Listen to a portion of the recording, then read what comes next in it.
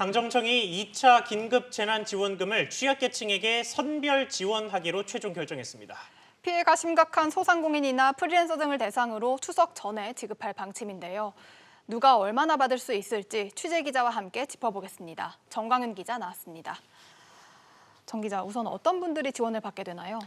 네, 학습지 교사나 학원버스 기사 같은 특수고용직과 영세 자영업자들 그리고 실직자들이 주로 대상입니다.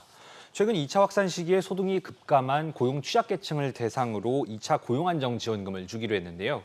고용보험 사각지대에 있어서 실업급여를 받기 어려운 특구와 프리랜서 등이 주로 받게 됩니다.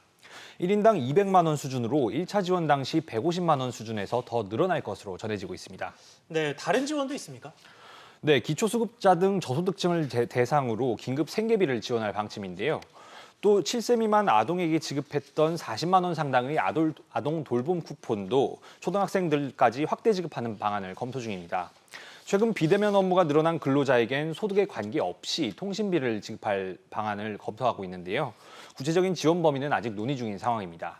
네, 그럼 소상공인들은 전체가 지원 대상인가요? 사회적 거리두기 격상으로 영업이 금지된 업종들이 우선 지원 대상입니다. 특히 노래방과 PC방, 뷔페, 대형 학원 등이 이제 주로 지원 대상이 될 것으로 검토가 되고 있는데요. 정부 차원에서 영업을 금지한 만큼 손실 일부를 보전해주겠다는 겁니다.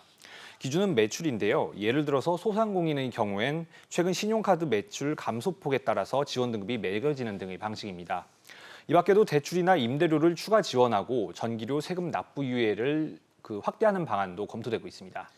네, 이게 1차 재난지원금은 모든 국민에게 줬으니까 별다른 논란의 여지가 없었는데 이렇게 일부를 선별하게 되면은 어떤 기준으로 누구를 주고 누구를 안 주고를 결정할 거냐, 이 선별 과정이 그렇게 만만치 않을 것 같은데 어떻습니까? 네, 그렇습니다. 공정성 논란을 아무래도 피해가기 어려울 것으로 보이는데요.